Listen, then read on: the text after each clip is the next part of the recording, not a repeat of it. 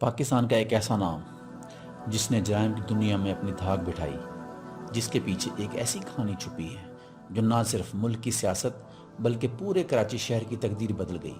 یہ ہے رحمان بلوچ کی کہانی، ایک ایسا شخص جو 13 برس کی عمر میں جرائم کی دنیا میں آیا اور کراچی کے انڈر ورلڈ ٹاؤن کا بادشاہ بن گیا، اور صرف 30 سال کی عمر میں ایک پولیس مقابلے میں مارا گیا۔ تو دوستو آئیں، آج آپ کو بتائیں گے رحمان ڈکیت کی کہانی۔ کراچی کی شہرۂ آفاق بندرگاہ، جہاں ایک طرف دولت کی بارش ہو رہی تھی، وہیں دوسری طرف لیاری کی تنگ گلیوں میں غربت، بے روزگاری اور جرائم کی سلطنت قائم ہو چکی تھی۔ یہی وہ جگہ ہے جہاں سے رحمان کا تعلق ایک بلوچ خاندان سے تھا جو لیاری کے علاقے کلاک کوٹ میں رہتا تھا۔ اس کا والد داد محمد تھا، جس کا تعلق ایران کے بلوچستان سے تھا۔ رحمان کا بچپن غربت اور جرائم کی دنیا میں گزرا، اور ایک وقت آیا کہ وہ خود بھی ان جرائم کا حصہ بن گیا۔ رحمان کے ایک کزن کے مطابق رحمان کے والد کے 4 بھائی تھے: داد محمد دادل، شیر محمد شیرو، بیگ محمد بیکل اور تاج محمد۔ دادل نے لیاری میں کئی فلاحی کام بھی کیے، بچوں کے لیے لائبریری، بزرگوں کے لیے عیدگاہ، خواتین کے لیے سلائی کڑھائی کا مرکز اور نوجوانوں کے لیے باکسنگ کلب بنائے۔ مگر تفتیشی دستاویزات، پولیس، فوج اور خفیہ ادارہ کے حکام کچھ اور ہی کہانی سناتے ہیں۔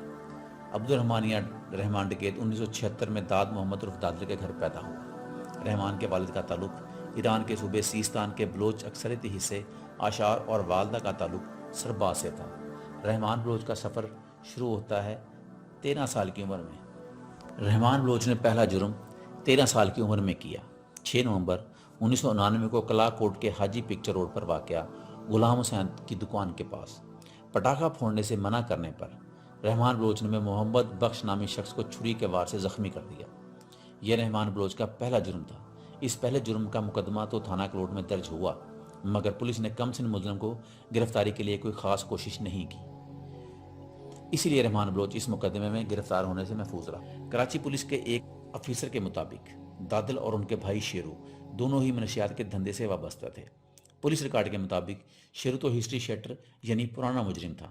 ایسے ماحول اور اس خاندانی پس منظر میں آنکھ کھولنے کے باوجود پہلے تو رحمان بلوچ سکول گیا۔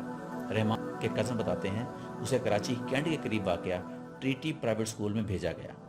پولیس ریکارڈ کے مطابق رحمان جمشید روڈ پر واقع حبیبیہ اکیڈمی بھی گیا، مگر 6ٹھی جماعت تک پڑھ سکا، پھر اس کے بعد آوارہ گردی کا شکار ہو گیا۔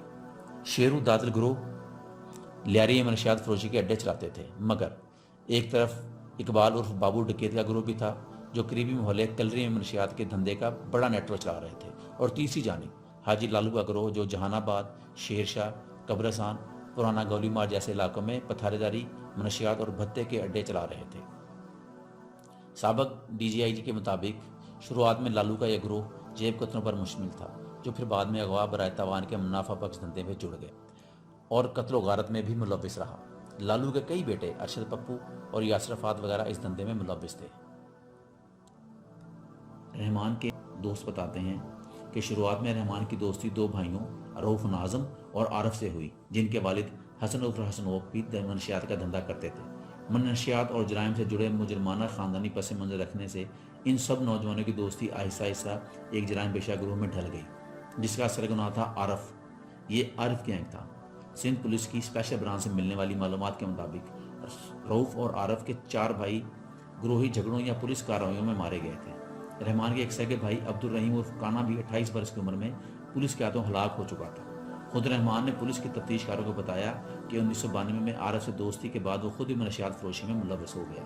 سرکاری معلومات کے مطابق یہ گینگ لیاری اور آس پاس کے واقع بازاروں میں اسلحے کے زور پر موٹر سائیکل چھیننے، لوٹ مار، غنڈہ گردی اور رقم لے کر دوسروں کے لیے جھگڑا کرنے کے جرائم میں ملوث۔ 1992 میں منشیات کے دھندے میں رحمان کا جھگڑا منشیات کے 2 سپلائر ندیم امین اور اس کے ساتھی نزو سے ہوا۔ پولیس ریکارڈ کے مطابق ندیم بھی ہسٹری شیٹر تھا اور اس پر تقریباً 30 مقدمات قائم تھے۔ رحمان اور عارف نے ندیم اور نزو دونوں کو گولیاں مار کر ہلاک کر دیا۔ یہ رحمان کے ہاتھوں قتل کی پہلی واردات تھی اور اس مقدمے میں وہ اور عارف مفرور رہے۔ رحمان کے کزن نے بتایا 1988 میں راشد مناس روڈ سے متصل علاقے ڈالمیہ میں زمین کے تنازع پر جرگے کے بعد رحمان کے چچا زاد بھائی فتح محمد بلوچ کا قتل ہوا اور الزام لگا لیاری کے سنگولین کے سلمان بروہی کے بیٹے غفور پر۔ سلیمان بروہی سندھ کے سابق وزیر اعلیٰ جام صادق کے بزنس پارٹنر تھے اور بعض لوگ یہ بھی کہتے ہیں کہ یہ جام صادق کے فرنٹ مین تھے۔ بدلے کی روایت کے تحت رحمان نے 1988 میں سلیمان بروہی کو نارتھ ناظم آباد میں ڈی سی سینٹرل آفس کے پاس قتل کر دیا اور اس قتل نے رحمان کو گینگ وار میں بہت اہمیت دلوائی۔ اس قتل کے بعد جب بابو ڈکیت کے ہاتھوں رحمان کے چاچا تاج محمد کا قتل ہوا تو لالو نے رحمان کو اپنی سرپرستی میں لے لیا۔ ایک سیاستدان نے بتایا لیاری دو حصوں میں تقسیم ہے۔ لیاری ندی کے اس پار کا علاقہ دراصل ٹرانس لیاری کہلاتا ہے۔ یہ جہان آباد اور پرانا گولی مار تک کا علاقہ ہے۔ یہاں حاجی لالو انڈرورلڈ ڈاؤن تھا۔ لیاری اور ٹرانس لیاری میں جرم کوئی بھی ہو، کیسا بھی ہو، لالو کے بغیر نہیں ہو سکتا تھا۔ رحمان بھی جو کچھ بنا اس میں لالو کی سرپرستی کا بہت عمل دخل رہا۔ ان کے مطابق رحمان کی سرپرستی لالو نے اس لیے کی کیونکہ بابو ڈکیت دھندے میں لالو کا دشمن تھا اور بابو سے نبڑنے کے لیے لالو کو نوجوان اور دلیر ساتھیوں کی ضرورت تھی۔ بابو ڈکیت نے رحمان کے چچا تاج محمد کو قتل کیا تھا، لہٰذا رحمان لالو کے کام کا آدمی تھا۔ رحمان نے تفتیش میں بتایا کہ بابو کے پاس بھاری اسلحہ بھی تھا اور لڑنے والے کافی کرندے بھی۔ 1993 میں رحمان اور بابو کی جھڑپیں شروع ہوئیں۔ ایک دن رحمان نے اپنے ساتھیوں شفیع، نوالین والا اور عارف کے ساتھ مل کر بابو پر حملہ کیا۔ بابو ڈکیت رحمان کے بھائی شریف کی گولی سے زخمی ہوا۔ ایک سیاستدان نے بتایا جب اس نوجوان گینگ کے جرائم بڑھنے لگے تو اس وقت کے میڈیا نے شور بہت مچایا اور پریس کی اس تنقید پر پولیس اس گروہ سے روایتی انداز میں نمٹنے کا موقع تلاش کرنے لگی۔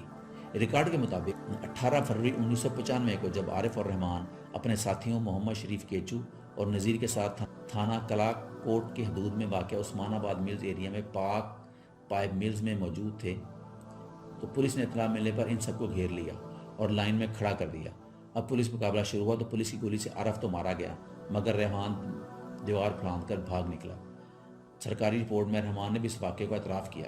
اس واقعے کے چند ماہ بعد 18 مئی 1995 کو کلاک کوٹ کے حدود میں رحمان بلوچ نے اپنی والدہ کو قتل کر دیا جس کا نام تھا خدیجہ بی بی۔ رحمان نے حکام کو بتایا کہ اس کی ماں کو اپنے ہی گھر میں پستول سے گولی مار کر اس لیے قتل کیا، اسے شبہ تھا کہ والدہ پولیس کی مخبر بن چکی ہے۔ اس رپورٹ کے برعکس کچھ ذرائع بتاتے ہیں قتل کی اصل وجہ رحمان کو اپنی والدہ کے کردار پر شک تھا۔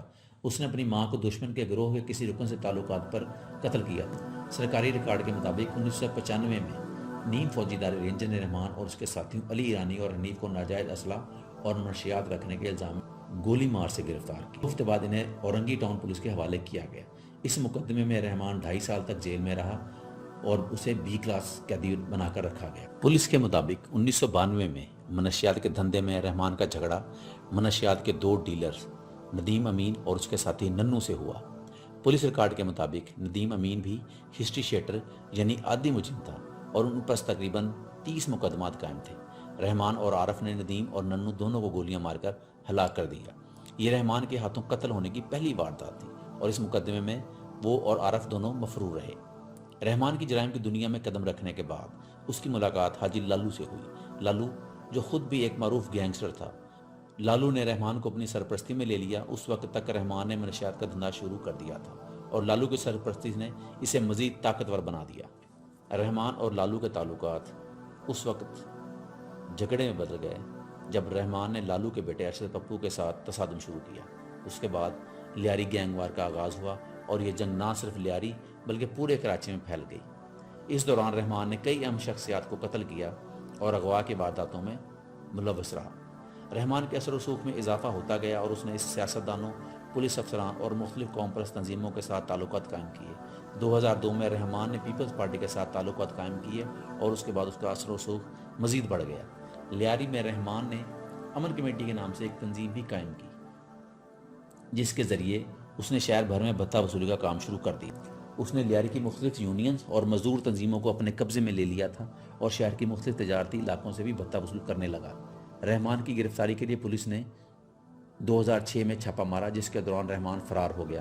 اس کے بعد پولیس نے اس کی تلاش شروع کر دی اور بالآخر 2009 میں رحمان گرفتار ہوا۔ اس دوران پولیس اور دیگر اداروں کے درمیان کشیدگی پیدا ہوئی کیونکہ رحمان کی گرفتاری کے بعد یہ واضح ہو گیا تھا کہ وہ صرف ایک گینگسٹر نہیں بلکہ ایک سیاسی طاقت بن چکا ہے۔ بالآخر 9 اگست 2009 کو رحمان اور اس کے 3 ساتھیوں کو پولیس مقابلے میں مار دیا گیا۔ اس وقت کے S S P Chaudhry Aslam نے اس کارروائی کی قیادت کی۔ پولیس کا کہنا ہے کہ یہ مقابلہ اس وقت ہوا جب رحمان اور اس کے ساتھیوں نے پولیس پر فائرنگ کر دی، لیکن اس کے ساتھ ہی کئی سوالات بھی اٹھے۔ رحمان کے قتل کے بعد لیاری گینگ وار کا ایک باب ختم ہوا، مگر اس کے اثرات کراچی اور پاکستان کی سیاست پر گہرے اثرات چھوڑ گئے۔ رحمان کی کہانی نہ صرف کراچی کے جرائم کی تاریخ کو بیان کرتی ہے، بلکہ یہ بھی دکھاتی ہے کیسے ایک شخص اپنے جرائم اور سیاست کے ذریعے ایک پورے شہر کا رخ تبدیل کر سکتا ہے۔ رحمان بلوچ کی کہانی ایک سبق ہے جو ہمیں بتاتی ہے کہ جرائم کی دنیا میں قدم رکھ کر انسان کب ایک گینگسٹر سے سیاسی طاقت بن سکتا ہے۔ اس کہانی میں سیاست، جرم اور طاقت کے تمام عناصر شامل، جو ایک حقیقت سے زیادہ ایک ایکشن تھرلر کے مترادف محسوس ہوتی ہے۔ رحمان بلوچ کا نام کراچی کی تاریخ میں ہمیشہ یاد رکھا جائے گا۔ یہ کہانی ہمیں سکھاتی ہے کہ جرائم کی دنیا کبھی کسی کی نہیں ہوتی۔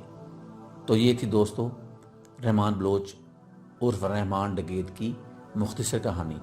اس کی تفصیلی کہانی آپ کو جلد ایک نئی ویڈیو میں بتائی جائے گی، جس میں پوری تفصیل سے بتایا جائے گا کہ رحمان ڈکیت کس کس جرم میں گرفتار رہا اور اس نے کتنے جرم کیے، پولیس نے رحمان ڈکیت کو کتنی دفعہ گرفتار کیا اور وہ کتنی دفعہ مفرور ہوا اور کتنی دفعہ اس کی ضمانت ہوئی، اور اس ویڈیو میں یہ بھی بتائیں گے کہ لالو جس نے رحمان کو پالا اس کے تعلقات رحمان سے کیوں خراب ہوئے، اور یہ بھی بتائیں گے کہ آج کا عزیر بلوچ جس کے والد کے قتل ہونے کے بعد رحمان ڈکیت میں اس کے سر پر ہاتھ رکھا، اس کی تفصیلی کہانی بھی آپ کو اگلی ویڈیو میں بتائی جائے گی۔